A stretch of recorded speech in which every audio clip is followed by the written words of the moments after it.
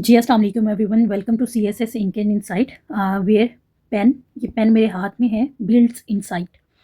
अब इनसाइट हमने ना इस न्यूज़पेपर से लेनी है, ठीक है। इसके आज की जो डॉन का न्यूज़पेपर है उसके अंदर ये और भी बहुत सारी मेन न्यूज़ थी, बट यहाँ पे कुछ एनालिसिस के लिहाज से इंपॉर्टेंट चीज़ें थी तो हमने इसको पिक किया है, ठीक है। अब यहाँ से ना एक चीज़ जो है समझने वाली है कि पहले यहाँ से पढ़ते हैं। लेकिन लास्ट टाइम की तरह हर वीडियो के अंदर, हर जो न्यूज़ है उसके अंदर हमने सबसे पहले उसको क्या करना है, उसे लॉजिकली अंडरस्टैंड करना है, ठीक है, कि क्या हो रहा है, क्यों हो रहा है, कैसे हो रहा है। और यहाँ पे जितनी बातें लिखी हुई हैं ना, जो जो बातें हैं उनका हमने एड्रेस करना है वाई एंड हाउ, क्यों, क्या है और क्यों है और कैसे है, ठीक है। ताकि हमारी जो है वो एक कंसेप्चुअल अंडरस्टैंडिंग इंक्रीज़ हो और एट द एंड यही चीज़ आपको कहाँ पे हेल्प करेगी, आपको आपके एनालिसिस के अंदर, एनालिसिस बिल्ड करने के अंदर हेल्प करेगी। मैं ये नहीं कह रही कि यार यहाँ पे हम एनालिसिस करने लगेंगे, लेकिन यहाँ से जब डॉट से डॉट कनेक्ट होते हैं, छोटी छोटी चीज़ें कनेक्ट होती हैं, तो तब जाके आप एक अपना अच्छा एनालिसिस जो है वो बिल्ड कर पाते हो। अच्छा जनाब, यहाँ से हम लोगों ने वही बात करते हैं, वो कहते हैं एन अदर। एन अदर का वर्ड क्यों यूज़ हुआ है? Another US jet shoot down as Iran war escalates, वही बहुत ज़्यादा नहीं, लेकिन कहीं ना कहीं वॉर जो है वो आहिस्ता आहिस्ता एस्केलेट हो रही है, हमें नज़र आ रहा है, ठीक है। पाकिस्तान जो है वो एज अ, हम लोगों ने वीडियो बात की, पाकिस्तान का जो रोल है वो गो बिटवीन का है, ठीक है, जिसमें हमने डिटेल में बात की थी। उसके बाद मीडिएटर के तौर पे बाकी कंट्रीज़ भी कोशिश कर रहे हैं। लास्ट टाइम हम लोगों ने जो बात की थी 5 पॉइंट इनिशिएटिव, वो भी लिया गया है, ठीक है। 5 पॉइंट जो हाँ 5 पॉइंट इनिशिएटिव जो था, 5 पॉइंट इनिशिएटिव 5 पॉइंट्स दिए गए थे by China and Pakistan collectively, कि वो क्या करें, रिस्टोर करें कहाँ पे, मिडिल ईस्ट के अंदर पीस को। और वो 5 पॉइंट्स किसके लिए दिए गए थे? यूएसए और ईरान को। अभी तक उन्होंने उसके ऊपर कोई इतना खास रद्द अमल शो नहीं किया है, अगर कुछ हुआ तो फिर नज़र आ जाएगा। अच्छा जनाब, अभी देखते हैं फ़िलहाल इस न्यूज़ को। वो कहता है कि एन अदर जेट जो है वो शूट डाउन हुआ है। सबसे पहले बात करते हैं, वो कहते हैं तेहरान ऑफर्स बाउंटी। बाउंटी का मतलब कि इन्हें कोई इंसेंटिव दिया जाएगा, ठीक है। उस बंदे को थोड़े से पैसे वगैरह दिए जाएंगे, ठीक है, जो क्या करेगा, F-35 पायलट को देगा। किसको? गवर्नमेंट को, ठीक है, या मिलिट्री के हवाले करेगा। वजह, वाई, पता होना चाहिए भाई ये क्यों है। हालांकि ये F-13 पायलट जो है, या F-13 का जो जेट था, वो तो ईरान ने खुद उसको शूट डाउन किया है ना। तो पायलट अगर मर जाता है तो ठीक है, अगर नहीं तो उसकी हमें उनको ज़रूरत क्यों है, और उस पर उन्होंने बाउंटी क्यों रखी है, रीज़न क्या है इस चीज़ की, है ये वाली, ठीक है।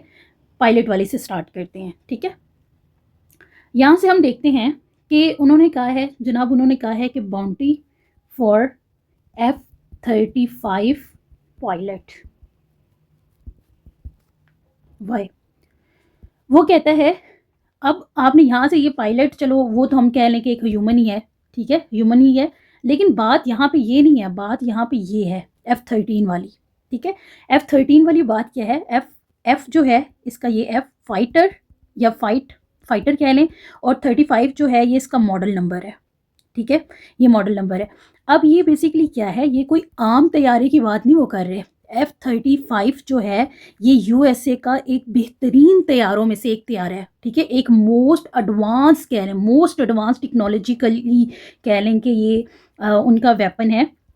और जो प्लस पॉइंट है ना, मतलब जो चीज़ इसे सबसे ज़्यादा मजबूत, मतलब कि इतना एडवांस बना रही है, वो ये है कि ये स्टील्थ फाइटर जेट है, ठीक है। स्टील्थ फाइटर जेट क्या होता है, इसका मैं आपको बताती हूँ। ये एक ऐसा त्यारा होता है which is unable to detect, इसे डिटेक्ट नहीं कर सकते हैं, ठीक है। और ये क्या होता है, आप ये कह लें कि अनएबल टू डिटेक्ट हो गया, या हार्ड टू सी हो गया, इसकी स्पीड इतनी ज़्यादा होती है, हार्ड टू सी होता है। और एक और बात इसके बारे में है, हार्ड टू ट्रैक, इसे ट्रैक भी नहीं किया जा सकता, ठीक है, ना डिटेक्ट किया जा सकता है, ना देखा जा सकता है, और ना ही ट्रैक किया जा सकता है। इसके बावजूद जो है वो ईरान के जो भी उनका टेक्नोलॉजिकल सिस्टम है, उसने इस जेट त्यारे को क्या कर दिया है, शूट डाउन कर दिया है, ठीक है। इससे हमें क्या आइडिया क्या आता है, एक सेकेंड यहाँ पे हम साफ करते हैं, समझ आ गई। यहाँ से ना, अगर उसने शूट डाउन किया है, ठीक है, उसने उसे शूट डाउन किया है, एक तो डेफिनेटली इसका यूएसए को एक बहुत बड़ा इकोनॉमिक लॉस है, ठीक है, इकोनॉमिकली उसे लॉस है। इतना बड़ा उनका जेट फाइटर जो तैयार है वो गिर गया। उसके बाद उन्हें एक टेक्नोलॉजी की बेस पे भी, ठीक है, टेक्नोलॉजिकली भी जो वो खुद को कहते हैं, ठीक है, यही टेक्नोलॉजी यही मिसाइल सिस्टम, ठीक है, ये जेट फाइटर सिस्टम, इन्हीं की वजह से ये मिडल ईस्ट में थे। इन्हीं की वजह से गल्फ़ नेशंस जो थी, गल्फ़ स्टेट्स जो थी, उन्होंने अपनी सिक्योरिटी इनके हवाले की हुई थी कि यार इनके पास जो है वो एडवांस टेक्नोलॉजी है, बहुत अच्छे मिसाइल्स हैं और जेट फाइटर्स बहुत अच्छे हैं, तो ये हमें हमें क्या करेंगे फ्यूचर में ईरान एग्रेशन से सिक्योर करेंगे। ठीक है, तो ये उनका तो अपना मिसाइल ही गिर गया, तो वो जो टेक्नोलॉजिकली वो खुद को कहते थे ना द किंग, उस पर एक क्वेश्चन मार्क आ गया। ठीक है, कि उनका इतना बड़ा वो हो गया। और अगेन ये बहुत ज़्यादा इसमें ये AI स्पोर्टिव भी था। ठीक है, ये इतना एडवांस मतलब कि उनका ये तैयारा था। उसके बाद मज़ीद एक और चीज़, हाँ, जो चीज़ें मज़ीद इसमें थी इसी तैयारी से के लिहाज से, कि कोई भी रिटार्ड सिस्टम, रडार या कोई भी सेंसर इस तैयारे को क्या कर सकते थे, डिटेक्ट नहीं कर सकते थे, बट स्टिल वो गिर गया है। ठीक है, एक तो अमेरिका को तो आया जनाब सेटबैक, ठीक है, लेकिन यहाँ पे हमें ईरान का पता चलता है कि जनाब ईरान जो है ना वो, ठीक है, उसके ऊपर सेंक्शंस हैं, ठीक है, जो भी है, लेकिन स्टिल उसकी टेक्नोलॉजी को इतना अंडर एस्टिमेट नहीं करना चाहिए। TECHNOLOGY, ठीक है, उसे हम इतना अंडर एस्टिमेट नहीं कर सकते, या उनकी जो मिलिट्री पावर है, ठीक है, उसे आप इतना लाइट ना लें कि यार ये बस ये है तो ऐसे है तो ऐसे ऐसे है। और वैसे भी ईरान जो है इस वक्त जो उनकी वॉर लड़ रहे हैं वो दो बेसिस हैं। एक तो उनकी लीडरशिप जो है वो एक साथ खड़ी हुई है, उनका मौक़िफ़ जो है डेफिनेटली बहुत ज़्यादा स्ट्रॉन्ग है। और सेकेंडली ये कि ईरान जो नेशन है ना, एज अ नेशन उनके अंदर रेजिलियंस है। ठीक है, वो सिलेंडर करने वाली कौम नहीं है। ठीक है, वो ख़त्म हो जाएंगे, मर जाएंगे, लेकिन वो सिलेंडर नहीं करेंगे।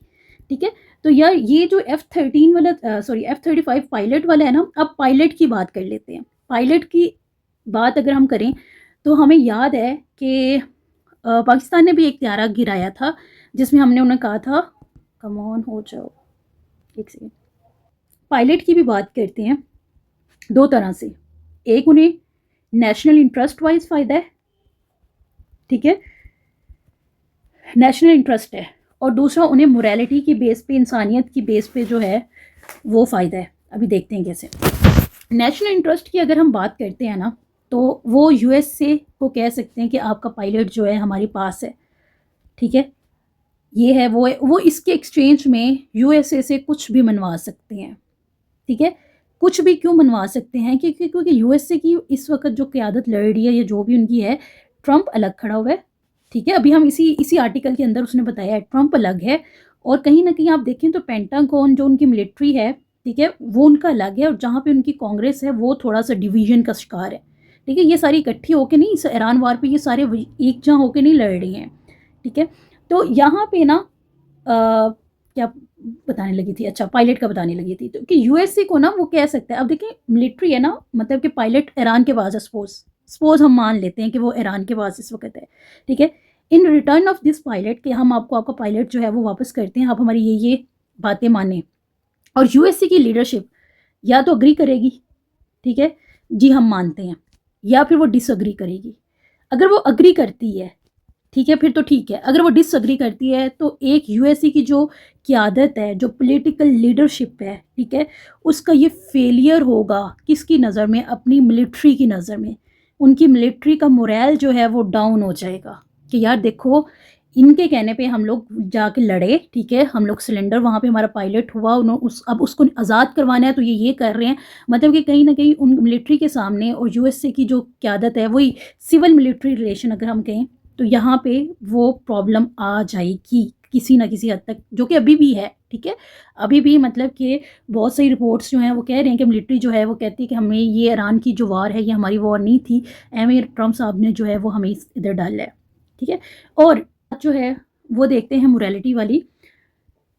सेकंड बात मोरालिटी, ठीक है, अगर ईरान जो है उसको वो पायलट मिल जाता है, ठीक है, और वो उस पायलट को सही सलामत बगैर एनी कंडीशन के वापस कर देते हैं, ठीक है, बैक कर देते हैं, तो दुनिया के अंदर,